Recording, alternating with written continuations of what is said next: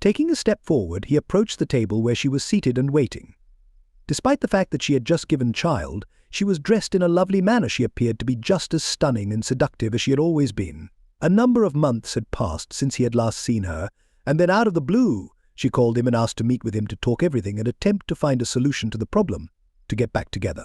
So there he was, sitting in front of the lady he had once loved more than anyone else. Right up until the moment she broke his heart, he was there. Following the placing of our drink orders and the exchange of a few awkward welcomes, he started out by stating, "You said you want to talk, so talk." The beautiful woman with the fiery red hair, who had been hurt by his callousness and harshness, responded with a chilly tone, "Have you stopped being angry yet?" Following the woman's query, which he studiously ignored, he offered his own question, which was, "Why do you want to get back together?" The unexpected question that he asked caught her off guard, and she couldn't help but give a little frown in response as she thought about it, and attempted to comprehend the reasoning behind it. He saw her expression as one of annoyance and disapproval, but he misread it for that.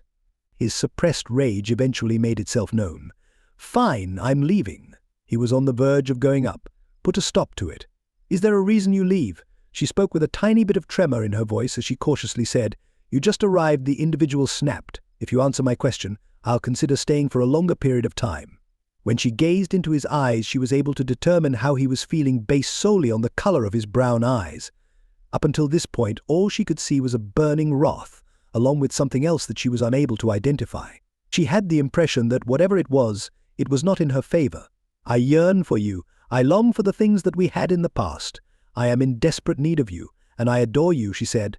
After receiving some reassurance from her response, the man sat down in the chair with a greater sense of ease. "When you were with him, you did not require my assistance. How are you able to claim that you love me when you have been dishonest and lied to me during the entirety of our time together? You were in his company, you had sexual relations with him, and you loved him."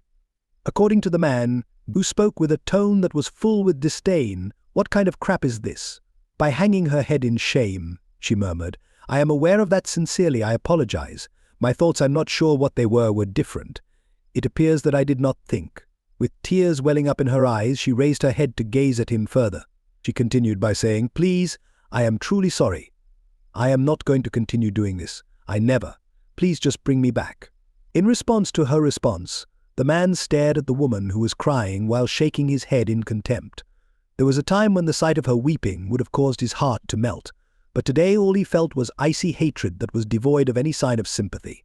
"I had the impression that you were unique. It seemed to me that you were taking us seriously. My thoughts were that what I said and how I felt was important to you. I had a mistake. Please do not, under any circumstances, say that you are just another cheater. Only you and no one else, because I am the object of my affection. Please forgive me. I need your help. I am unable to return. I wish I could, but I am unable to," she shouted out in utter desperation.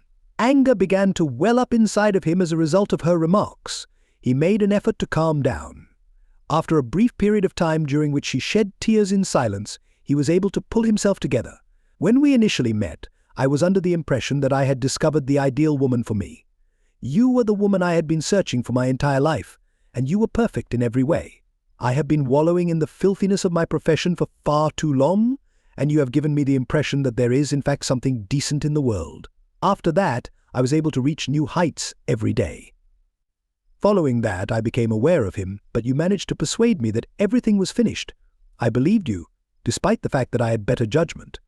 After that, things transpired in a different manner, but we were able to maintain our unity and proceed with our lives. However, I concurred with what you said, despite the fact that I continued to have my concerns. However, this is not the conclusion of the story. Nevertheless, you lied to me. You planned and carried out a really well-thought-out deception." The woman groaned softly, as if she were in discomfort. The moment he started talking, she wanted to reject everything and act as if it had never taken place. The truth, on the other hand, was supported by the facts. This is the child that you gave birth to. There is no such thing as a mistake or even an accident. Make a mistake. You made a conscious effort to make him pregnant. When you want to get pregnant after stopping the pill, you need to make a strategy. I highly doubt that it occurred all at once. I'm going to guess that you had multiple encounters with him before you became certain that you were pregnant. She shouted out, "So please try to explain to me what exactly was the mistake that I did not want to make." "He made me do it." "Oh, so he made sure you weren't taking the tablets by forcing you to do so with his own force." The individual remarked in a condescending manner. "Perhaps he waited to force you until you started ovulating, which could have been a few weeks or even a couple of months. Is this what you want to tell me? He was a strong individual. Yes, no, he would not accept a negative response from him. Incessantly, he yearned to interact sexually. Then he desired to have a child. He managed to locate my birth control pills and then disposed of them by flushing them down the toilet. This was a brand new buy. The prescription was for a period of 90 days. I made an effort. Suddenly he interrupted her and said, "I don't buy it." "What exactly do you know? This is not a lie. I am telling the truth. Pay attention to your own voice. You have nothing but excuses. In addition to that, they are terrible. You have turned me down a number of times, right? When I wanted to make love to you, I can state that this occurred more than once, and if my memory serves me well, you even went so far as to convince me that no means no, no means no. By what percentage did this occur? More often than we had sexual encounters, if I may say so myself. Therefore, why not carry out the identical procedures with it? What is it?" In an effort to gather her thoughts, she looked around, but she didn't really see anything out of curiosity. The questions he asked were pointed. What was the reason that she succumbed to being coerced? How come she didn't just say no to him? I'm still not sure. When the man noticed that numerous customers at the restaurant were turning their heads towards the table at where they were sitting, he remarked, "I think no." This is not an answer. He stated this while speaking louder than he intended to. Continuing in a more composed manner, he asked, "Why didn't you tell him no? What kind of influence does he have over you that you willingly comply with everything he says?" "I sincerely apologize. No, I am not sure. It's possible that it's because he commands," she thoughtfully explained, almost with a sense of horror. "Oh, but I wasn't it. Am I not the type that leads the pack in a fit of wrath?" The man exclaimed all of this. "Not at all. That is not the point. You are a loving person. On the contrary, you are a giver. You are compassionate, sensitive, and kind. Listen to what I have to say, and do not try to impose your will on me. Simply because of this, I adore you so much. It brought me a lot of positive things to my life. While you were sleeping in his bed and not in mine, you had the freedom to leave him whenever you pleased. Have he threatened to physically harm you? No. Was he holding you against your will as a victim? No. The truth is that you chose to remain with him on purpose. This is correct, isn't it? Would you kindly understand why you are treating me like a criminal? As if we were in court and you were the prosecutor. You behave as if we were. Please put an end to it. Are you unable to realize that it is also hurting me?" The man's nostrils blew up and his eyes expanded as he became increasingly agitated and nearly lost control of his rage. He made a conscious effort to pull himself together, which resulted in a noticeable calmness. "Have you forgotten that I am a criminal lawyer? Have you forgotten it? In spite of the fact that you did not violate any laws by having sexual relations with him and having his child, you have violated your promise to me. How ought I to be feeling?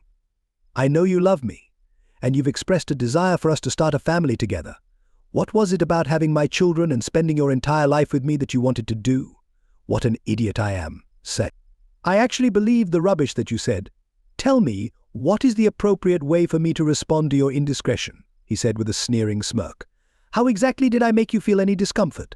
"Due to the fact that I will not accept the cheating back."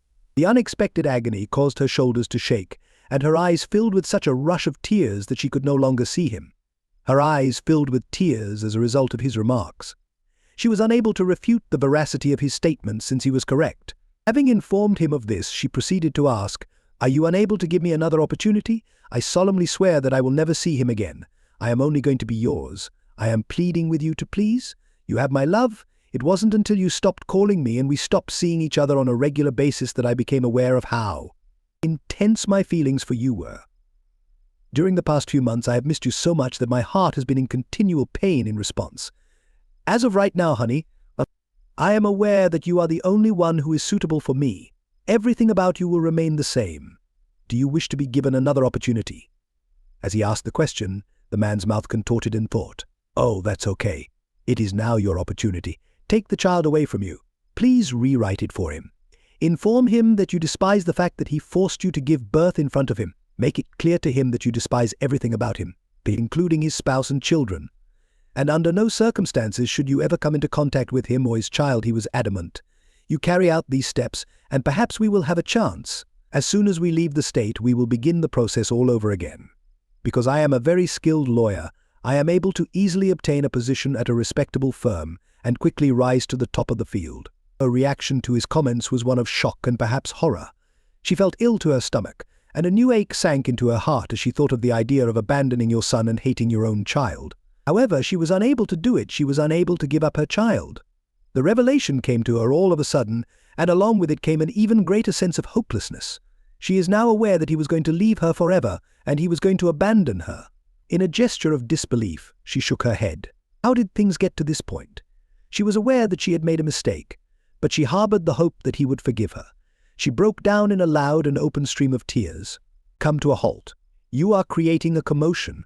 The man issued the following command: stop crying or I will leave right away. I'm sorry, please, I'll stop, she cried out in sheer agony. It's either you stop it or I can't. I simply am unable to. Regardless of who his biological father is, he is my son. His name is my child. I would ask that you not ask me for this. I beg you. Anything else is fine with me. I vow to serve as your slave. You will receive something else from me, which is your son, another kid. Please do not do this, however. He stood up and gave a slight shake of his head. It's either this or nothing, according to me. You choose to bring this upon yourself. You lied to me. You thought you could have your cake and eat it too, the man continued in a calm and almost dispassionate manner. I am not going to be the one to raise the child of another person, and obviously I won't be required to do that until we meet again. Beginning with the phrase, wait, please, can we? There is nothing for us to wait for, and we are unable to do anything under the sun. In my opinion, this is not at all unclear. Now that you have made your decision, we are finished. He stated it with a painful resignation, gently stepping away from the woman and departing through the door of the restaurant.